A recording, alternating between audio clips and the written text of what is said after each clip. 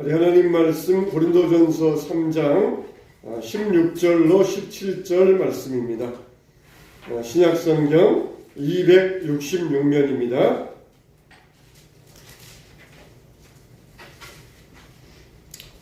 자, 고린도전서 3장 16절로 17절 말씀입니다. 자, 다같이 시작.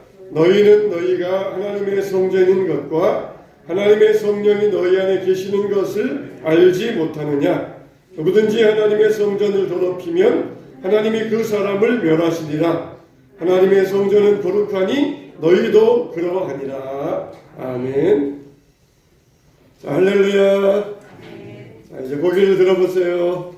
하나님 말씀 듣는 시간입니다. 말씀은 귀로만 듣는 것이 아니라 눈으로도 들어야 돼요. 할렐루야. 세상에는 진짜와 가짜들이 있습니다. 그런데 세상에 있는 것들을 보면은 진짜면은 항상 진짜이고 가짜이면은 항상 가짜입니다. 처음에는 유명 브랜드 이걸 진짜인 줄 알고 샀는데 가짜였다. 그게 처음부터 가짜였어요. 처음에는 진짜였는데 가짜가 된 것이 아닙니다. 세상에는 금이면은 항상 금이에요. 이게 진짜 금인 줄 알고 샀는데 가짜 금이었다. 이게 처음부터 가짜였어요. 진짜 다이아몬드도 처음도 진짜고 나중도 진짜입니다. 그런데 영적인 것을 보면은 처음에는 진짜 신앙이었는데 나중에는 가짜 신앙이 됩니다. 그런 경우들이 있어요. 정말 진짜 신앙이었어요. 정말 예수님 사랑하고 정말 진심이고 정말 열심을 다하고 정말 최선을 다하고 정말 진짜였습니다. 그런데 나중에 가짜가 돼요.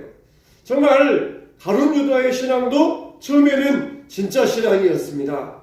그러다가 나중에는 가짜 신앙으로 변질되고 말았습니다.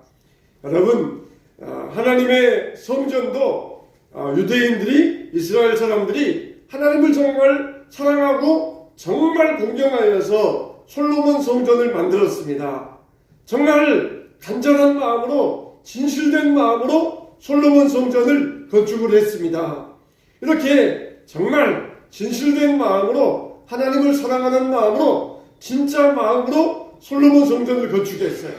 그런데 나중에 그 성전이 뭐가 되었습니까? 도둑의 굴결이 되었도다. 도둑의 집이 되었도다. 그러면서 예수님께서 그 성전을 향하여서 책망을 하셨던 것입니다.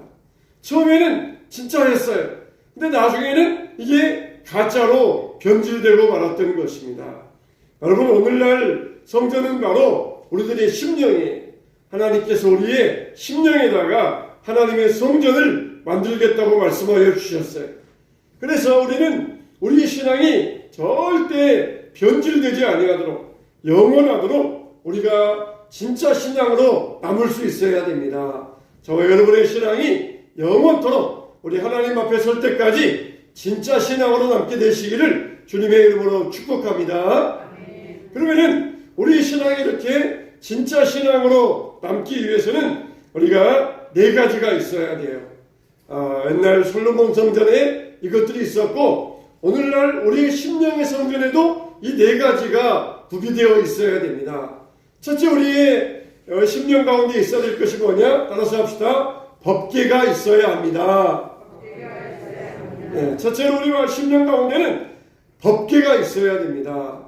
성전을 딱 지어놓고 맨 먼저 안치한 곳이 바로 이 법궤입니다. 지성소에 이 법궤를 안치했어요. 그런 것처럼 우리 심령 가운데 법궤가 있어야 돼요.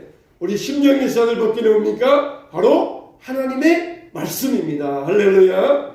우리 하나님의 말씀이 항상 채워져 있어야 돼요. 하나님의 임재의 상징이 법궤였어요. 그런 것처럼 하나님은 말씀으로 우리 안에 찾아오시고 우리 안에 함께 하시는 것입니다. 그러니까 우리 마음 성전에 하나님의 법궤를 모신다. 이건 바로 하나님 말씀으로 내 마음을 채우겠다는 것입니다. 라마 불교가 있지 않습니까? 티벳 불교. 이 불교에 보면은 특징적인 것이 하나 있어요. 그게 뭐냐? 만이차입니다. 만이차. 만이차이니까 보이차, 녹차 그런 것처럼 마시는 차가 아니라 이 만이차는 이 박귀예요. 법륜. 그래가지고 박귀인데 큰 이 통이 있어요. 그래가지고 우리 어깨 높이에 큰 이 통 같은 것을 매달아 놓고 걸어 놓았습니다. 그 통에는 불교 경전이 쓰여져 있어요. 그래가지고 마을 입구에나 절 입구에 이 만이차, 이 바퀴통이 걸려 있어가지고 지나가면서 한 바퀴씩 손으로 돌립니다. 그러면은 이 한 바퀴 손으로 돌리면은 그 쓰여있는 경전을 한번 읽은 것으로 간주해 주어요. 그러니까 경전 안 읽은 사람들이 지나가면서 경전을 이 만이차를 한 바퀴씩 돌리면은 이 사람은 경전을 하나 읽었다. 그렇게 인정해 주어가지고 과거의 업보들이 하나하나 사해진다. 그렇게 인정해 줍니다. 마치 교회에 들어오는데 교회 입구에다가 만이차 이 바퀴를 66개를 만들어 놓고 이거는 창세기 바퀴, 출애굽기 바퀴 그러면서 바쁘게 살다가 성경을 안 읽고 온 사람들이 교회 들어오면서 한 바퀴씩 돌리면은 이제는 성경 한 권 읽었다. 그렇게 인정해 주는 것과 마찬가지예요. 자, 그러면 얼마나 좋겠습니까? 얼마나 편리하겠습니까? 바빠가지고 분주해가지고 성경 못 읽고 왔는데 교회 들어오면서 그냥 한 바퀴 돌리면은 66권 돌리면은 성경 한 권 읽었다 인정해 주면은 자 얼마나 좋겠습니까? 근데 그거는 종교의 타락의 현상이에요. 종교의 타락의 현상입니다. 종교는 절대로 편리해질 수가 없어요. 종교는 절대로 안일해질 수가 없습니다. 오히려 종교는 불편한 것이에요. 근데 오늘날 이와 같은 모습이 우리에게도 있지 않습니까? 바쁘게 살다가 하루 종일 성경 한 장도 읽지 아니하고 일주일 내내 성경 한번 펼쳐보지 않고 있다가 그러다가 교회에 와서 그러다가 우리가 이 예배를 드리고 또 돌아가지 않습니까? 그냥 깡통만 돌리면서 성경 읽었다. 불교 신자다. 그러면은 이거는 깡통 신자밖에 안 돼요. 한번 옆 사람한테 물어보세요. 깡통 신자이십니까? 물어보세요. 한번. 일주일 동안 성경도 안 읽고 왔다가 그냥 우리가 텅텅 비어있는 깡통 신자는 여러분 자신지 아니 되어서는 안 된다는 것이에요. 우리가 하나님 말씀으로 우리를 채워야 됩니다. 말씀과 기도로 우리를 채울 수 있어야 돼요. 밥 먹는 시간, 쉬는 시간, 노는 시간, 사람 만나는 시간, TV 보는 시간 이런 시간들은 꼬박꼬박 있으면서 하루 종일 지내면서 성경 한 장 읽지 않는다? 이거는 스스로 내가 깡통 신자다. 그렇게 고백하는 것과 마찬가지예요. 우리 심령의 성전 가운데는 법궤가 있어야 됩니다. 지성소에는 법궤가 있었어요. 진짜 성전입니다. 우리 심령의 성전에 하나님의 말씀이 채워져야 돼. 그런데 말씀이 채워지지 아니하고 온갖 세상의 쓰레기들로 채워져 가고 있지 않습니까? 깡통 신자예요. 항상 우리는 말씀과 기도의 체질화가 이루어져야 돼요. 성경을 읽지 않으면 절대로 하나님의 뜻을 알 수가 없어요. 하나님 말씀이 없으면 성전이 될 수가 없습니다. 성전에서 하나님의 뜻, 하나님의 말씀을 전해주는 게 그게 참된 성전이에요. 우리 마음의 성전에 하나님의 말씀이 없으면 성전이라고 말할 수가 없어요. 우리는 매일매일 하나님을 만나야 됩니다. 말씀을 만나는 것이 곧 바로 하나님을 만나는 것이에요. 그래서 구약에서는 1년에 한 번씩 대제사장이 법궤가 있는 지성소에 들어가서 그곳에 들어가서 나왔다가 백성들에게 죄사함을 선포해 줍니다. 근데 오늘날에는 누가 제사장입니까? 바로 여러분 자신들이에요. 여러분 자신들이 제사장들입니다. 구약에는 제사장이 대신 갔다 왔지만은 이제는 여러분들이 직접 갔다 올 수 있어요. 직접 갔다 올 수 있어요. 대통령실에 가서 얼마든지 직접 대통령 만날 수 있는 특권이 있는데 그러지 아니하고 대통령실 앞에는 경비만 만나가지고 경비에게 대신 말 듣고 오면은 되겠습니까? 특권이 있으니까 대통령 만나서 대통령과 대화하고 올 수 있는데 경비 만나가지고 경비에게 대신 전해 듣고 그런 말만 듣고 오면은 얼마나 참 부끄러운 일입니까? 우리가 직접 하나님께 나아가서 하나님 말씀 듣고 하나님의 뜻을 알고 가지고 하나님과 대화할 수 있어요. 정말 우리가 깡통 신자, 가짜 신자 되지 않으려면 법계 하나님 말씀으로 여러분들을 채워야 됩니다. 하나님 말씀이 항상 여러분 안에 살아있어야 되고 날마다 성경을 가까이 하고 말씀을 체질화하시기를 주님의 이름으로 축복합니다. 두 번째로 성전 안에는 금촛대가 있었어요. 이 금촛대는 뭡니까? 어둠을 물리치는 빛입니다. 성전은 창문이 없어요. 이 문도 유리문이 아니고 가죽으로 된, 소의 가죽으로 된 문입니다. 그러니까 성전에는 빛이 없어요. 외부에 빛이 들어올 틈이 없습니다. 근데 그 성전에 있는 유일한 빛은 뭐냐? 7개의 금촛대. 7개의 금촛대가 감람유를 통하여서 빛을 발하니까 성전은 깜깜해서 창문도 없고 유리문도 없는데 깜깜한 그 성전에 오직 금촛대의 불빛만이 온 성전을 비추고 있었던 것이에요. 여러분, 빛이 없으면은 어두운 방 안에 빛이 없으면은 그 빛을 발견할 수가 없어요. 우리가 전에도 촛불 예배를 가끔 드렸었어요. 촛불을 켜는 목적은 뭡니까? 빛으로 오신 예수님, 그분을 우리가 맞이하겠습니다. 그런 의미로서 촛불을 켜지 않았습니까? 여러분, 촛불을 켜고 안 켜고의 그게 중요한 게 아니에요. 우리 심령 안에 성령의 조명하신 참된 빛이 되시는 예수님, 그분이 내 심령을 비춰주셔야 됩니다. 할렐루야. 우리의 심령 안에 성령의 조명에 빛이 항상 비춰질 수 있어야 돼. 우리 심령은 창문이 없어요. 우리 마음은 창문이 없어요. 우리 마음은 빛이 들어올 겨를이 없습니다. 그런데 우리 마음 가운데 성령께서 빛을 비춰주시고 예수님이 우리의 빛이 되어주시면은 우리 마음의 어둠을 밝힐 수가 있어요. 성령의 조명이 없으면 그 사람은 항상 어두운 인생입니다.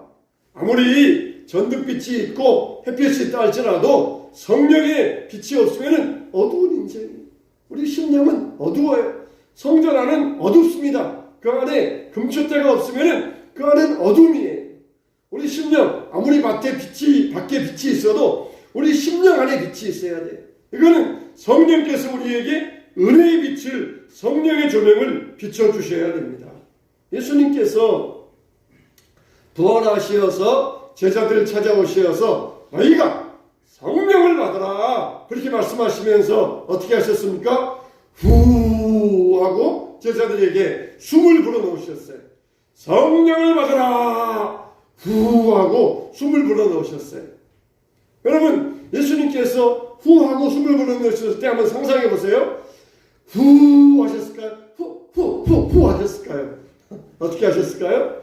제가 상상할 때는 후 이렇게 짧게 하신 것이 아니라 후 하면서 길게 그렇게 숨을 내쉬셨을 것 같아요. 길게 성령을 받아라 그러면서 긴 숨으로 숨을 내쉬셨을 것 같아요. 여러분, 사람이 보통 어떻습니까? 막 흥분하면 어떻습니까? 막 씩씩거리잖아요. 그러면서 막 숨이 짧아지잖아요. 막 씩씩거리면서 흥분하고 화가 나고 감정이 격해지면 막 씩씩거리면서 막 호흡이 가빠져가지고 숨이 빨라지고 그러잖아요. 그런데 호흡을 길게 내쉬면은 감정이 가라앉습니다. 흥분이 가라앉습니다. 예수님께서 십자가에서 로마 군병들에게 못을 박히셨어요. 그냥 꽝 못을 박히셨어요. 막 고통이 오면은 이 감정이 격해지면서 소리를 지르게 되고 이게 호흡이 짧아지잖아요. 근데 예수님께서는 주여 하나님 아버지 저들이 하는 일을 알지 못합니다. 저들의 죄를 용서하여 주시옵소서 이렇게 기도하셨던 것이 항상 성령의 조명을 받으면서 성령으로 살아가니까 금방 눈앞에 보이는 것 보시면서 이리 요동치고 저리 요동치고 움직이는 인생이 아니라 멀리 바라보시면서 길게 바라보시면서 저들의 죄를 용서해달라고 기도하실 수 있었던 것이 우리의 신앙은 이런 신앙이 돼야 됩니다.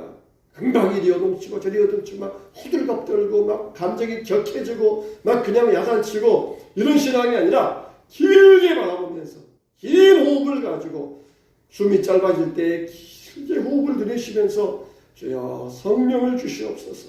내 마음이 이렇게 어두워지려고 합니다. 세상에 물질 때문에 이 동전 2개만 가려도 내 눈이 깜깜해져 가지고 아무것도 안 보이는데, 세상에 사람이 2마디만 이야기 들어도 내 귀가 어두워져 가지고 아무것도 안 보이는데, 주여 성령을 내게 주시어서 내가 긴 호흡을 갖게 하시고 내 마음을 비춰주시고 내 어두운 인생을 밝혀주시옵소서.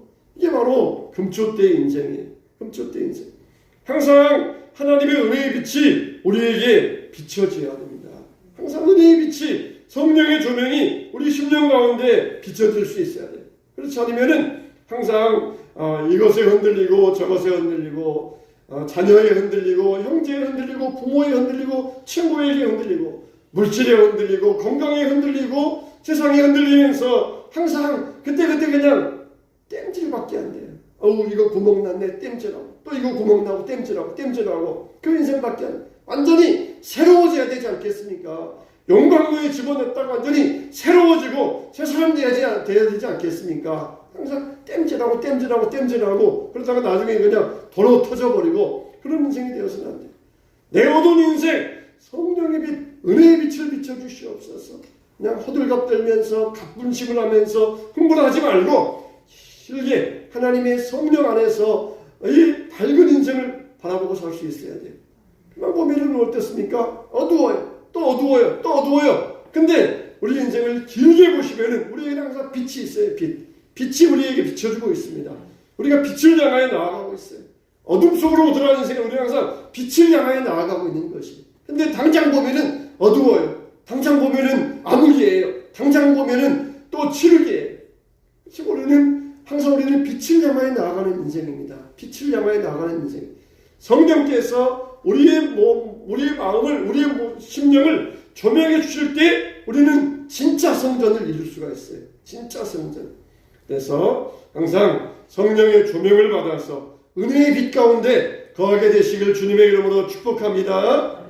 세 번째로, 성전 안에는 분향단이 있었어요. 분향단은 뭡니까? 향을 피워 올리는 것이에요. 여러분, 불교를 보시든지 유교를 보시든지 천주교를 보시든지 다 세상의 여타 종교들에는 향이 있어요. 향을 피웁니다. 불교의 절을 가도 향을 피우고, 유교에서도 향을 피우고, 천주교에서도 향을 피워요. 천주교에서도 보면 이렇게 막 흔들하면서 이렇게 향그릇을 가지고 이렇게 진행하고 그러잖아요. 모든 종교는 다 향을 피우는 게 있어요. 근데 우리 기독교는 향이 없어요. 우리는 교회에서 향 피웁니까? 안 피워요. 왜 그렇습니까? 바로 우리의 기도가 향이기 때문에 그러는 것이에요. 할렐루야. 기도가 없다. 그는 향이 없는 인생이에요. 향기가 없고 향이 없는 인생이에요. 모든 종교에서 다 향을 피웁니다. 그래가지고 이 향을 피워서 그 향냄새밖에 안 나는데, 기독교는 향이 없어요. 우리 기도가 바로 향이 되기 때문에 그런 거예요. 다 이 향을 가지고 피워 올려서 하는데, 우리는 오직 우리의 기도의 향을 올려드리는 것이에요. 기도의 향. 요한계시록 5장 8절에 보면은 책을 취하심에 네 생물과 24장로들이 어린 양 앞에 엎드려 각각 검은 고와 향이 가득한 금대접을 가졌으니 이 향은 성도의 기도 드리라 그랬어요. 따라서 합시다. 성도의 기도 드리라. 여기 보면은 성도의 기도라, 단수형이 아니라 성도의 기도 드리라, 이렇게 복수형으로 말하고 있어요. 그러니까 이 말은 우리가 한 번 기도하고 끝나지 말고 또 기도하고 반복 기도하고, 한 기도 또 하고 했던 기도 또 하고, 이렇게 기도가 쌓여져야 된다는 것이에요. 성도의 기도라. 한 번 하고 딱 하고 하나님 아셨죠? 끝나는 게 아니라 또 하고 한 말 또 하고 또 반복하고, 그러면서 기도가 쌓여지고 반복되고 축적되고, 이게 바로 하나님께 드리는 기도의 향이 된다는 것이에요. 그러면 그냥 필요할 때만 기도할 때가 있어요. 그러면 안 돼요.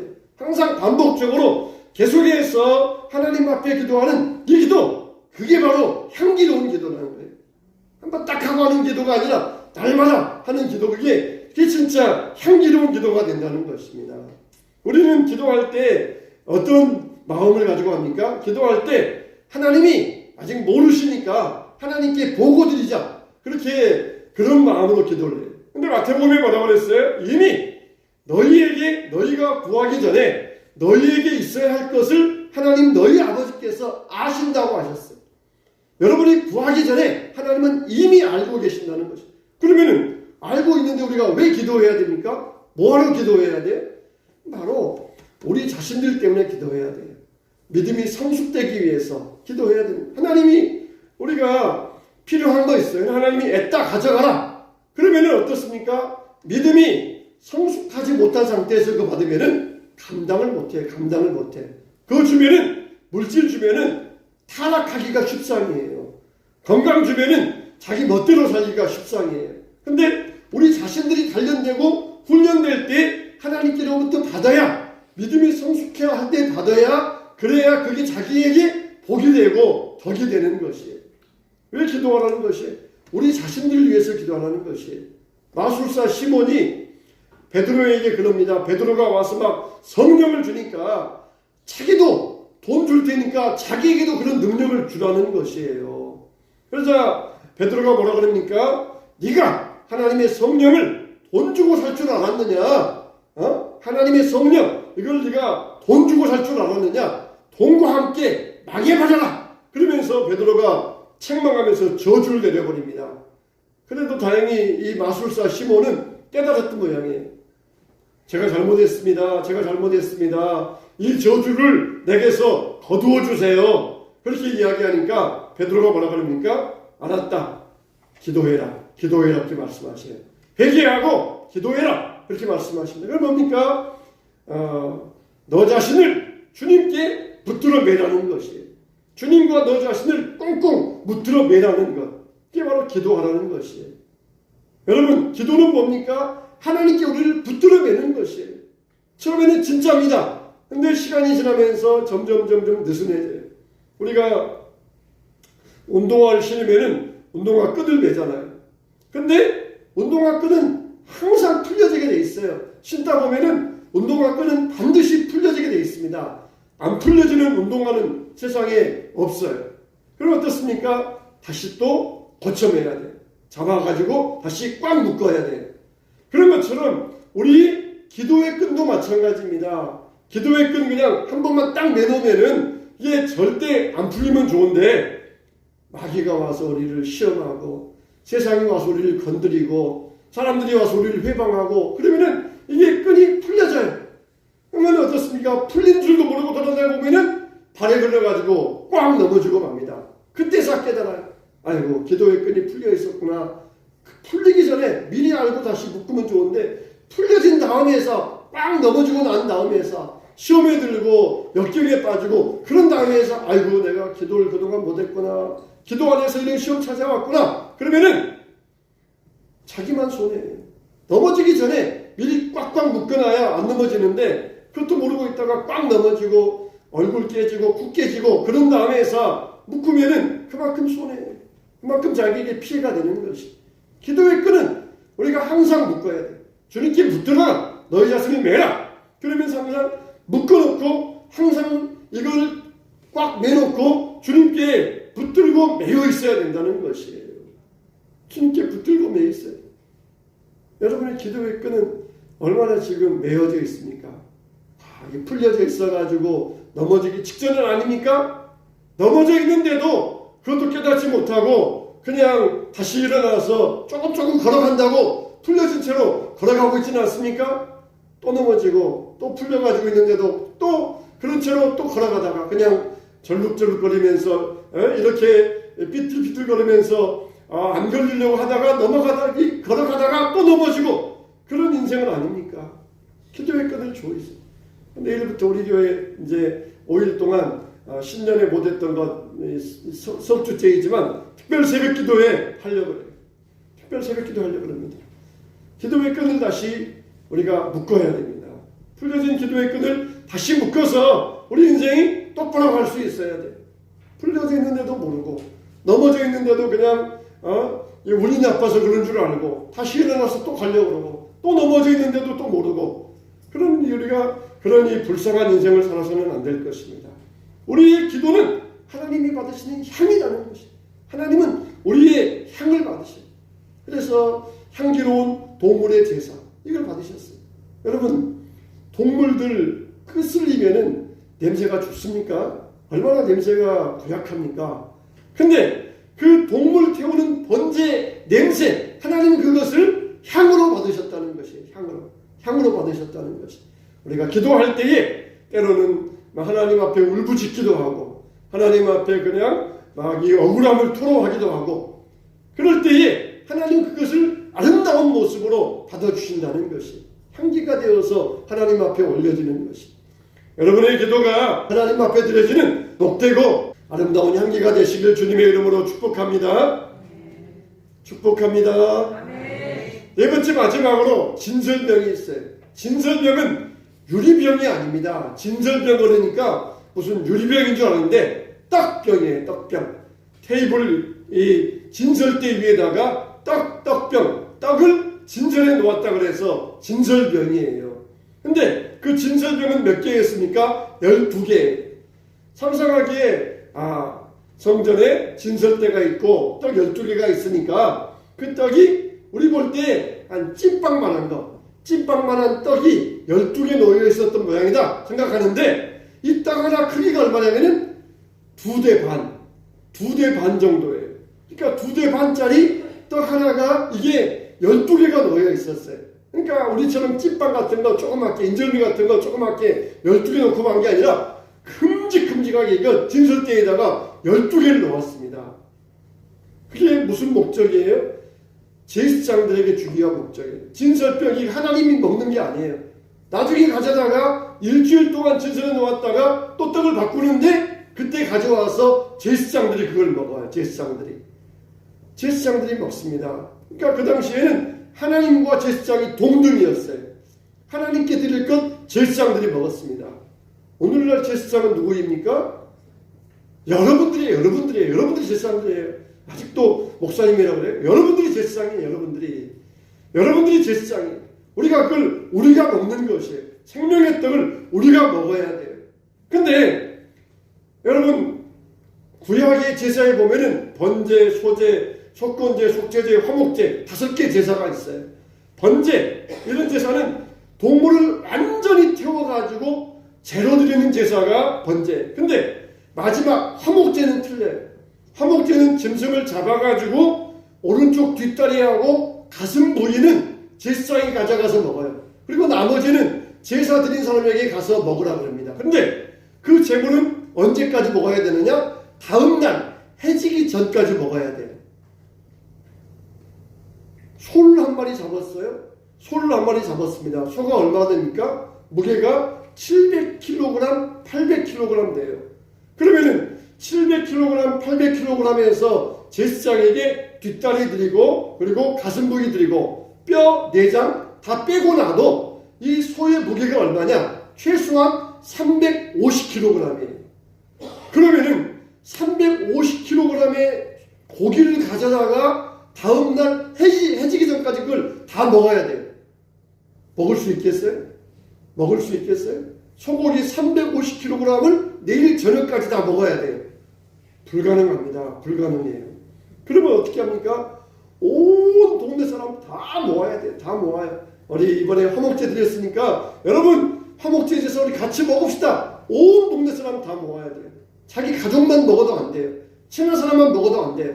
온 동네 사람 다 모아야 돼요. 그럼 어떻습니까? 그 중에는 자기가 좋아하는 사람도 있지만 그 중에는 평소에 감정이 안 좋은 사람도 있어요. 다 모아야 돼요. 다. 평소에 감정 안 좋은 사람도 다 모아가지고 이걸 다 다음날 저녁까지 다 먹어야 돼요. 안 먹으면 어떻게 돼요? 안 먹으면 화가 임할 것이다 그랬어요. 하나님의 책망과 화가 임할 것이다 그랬어요. 그러니까 화목제를 드린 다음에는 정말 안 좋은 사람들, 좋은 사람들 다 모아가지고 정말 그 자리에서 화목이 이루어지는 것이, 하나님의 화목이 이루어지는 것이. 이게 바로 하나님 앞에 드리는 섬김과 봉사의 제사입니다. 평소에는 서먹서먹했던 사람들, 평소에는 말도 안 섞은 사람들 다 불러다가 내가 화목제사 드렸으니까 내일 저녁까지 먹어주세요. 이거 드셔주세요. 그러면서 다 먹어야 돼. 이게 화목제. 이거는 우리가 하나님 앞에 드리는 섬김을 이야기합니다. 고기 잡아가지고 이웃들에게 나눠주면서 섬겨줍니다. 평상시 고기 들기 힘드셨죠? 이거 드시고 힘내세요. 그러면서 섬겨주는 것이. 교회에는 섬김과 봉사가 있어요. 진짜 신앙은 봉사의 신앙이 있어야 됩니다. 교회에도 많은 봉사의 손길이 많이 필요합니다. 봉사하는 손길들이 교회에 많이 필요해요. 이게 바로 진짜 신앙이에요. 전도 섬김이 있어야 돼요. 기도 섬김이 있어야 돼요. 교회 봉사에 섬김이 있어야 됩니다. 이게 바로 진짜 신앙이에요. 그래서 화목제를 드린 사람은 항상 이렇게 재물고기를 먹었던 것입니다. 우리처럼 진설병은 조그마한 찐빵이 아니고 2대 반짜리 큰 떡이에요. 그러니까 음식을 만들 때 손이 크신 분들은 아주 성경적인 분들이에요. 그냥 어떻습니까? 손이 커서 음식 많이 만들면 먹기 다 못 먹으니까 나눠주잖아요. 그러니까 진설병 이게 이 2대 반짜리 12개 약 30대 서말 정도를 만들었으니까 떡 서말 정도 했으니까 얼마나 많은 양이에요. 다 제사장들 먹고 그리고 나누어주고 또 화목제 고기 잡아서 먹고 나누어주고 이 양 한 마리 잡아도 다음날까지 한 식구는 못 먹어요. 나눠줍니다. 나눠주고 화목을 이루고 평소에 서먹서먹했던 분들 대면대면했던 분들 모아다가 잔치 벌이면서 잔치의 제사를 드려요. 우리는 이와 같이 섬김이 있어야 됩니다. 그게 진짜 신앙이에요. 나만 이해하고 나만 생각하고 이런 개인주의는 진짜 신앙이 아닙니다. 점점 세상이 변해갈수록 신앙조차도 개인주의가 됩니다. 나 혼자 집에서 인터넷 보면서 유튜브 보면서 나 혼자 예배드리겠다. 이게 개인주의. 이게 개인주의가 돼요. 신앙은 공동체주의입니다. 공동체주의. 먹어도 같이 먹어라. 나눠 먹어라. 봉사하고 섬겨라. 이게 진짜 신앙이에요. 여러분, 우리가 바로 성전이라는 것이 오늘 말씀에 뭐라고 그랬어요? 너희가 하나님의 성전인 것과 하나님의 성전이 성령이 너희 안에 계시는 것을 알지 못하느냐. 누구든지 하나님의 성전을 더럽히면 하나님이 그 사람을 멸하시리라. 가짜 성전 때문에는 하나님이 그 사람을 멸해버리시겠다는 것이. 하나님의 성전은 거룩하니 너희도 그러하라.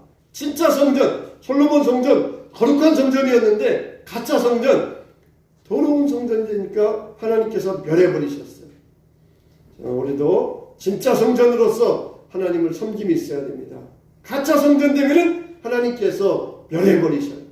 거룩한 성전 되어서 법궤로 하나님 말씀으로 여러분 심령을 채우시고 금초대로 성령의 조명으로 여러분 어두운 심령을 밝게 하시고 분향단으로 여러분의 기도를 향이 되어 올리게 하시고 진설병으로 떡으로서 섬김과 나눔의 제사를 하나님 앞에 드려주시길 바랍니다. 이런 진짜 성전 같은 참된 영원한 신앙, 진짜 성전의 신앙, 우리의 신앙이 다 되시기를 주님의 이름으로 축복합니다. 축원합니다.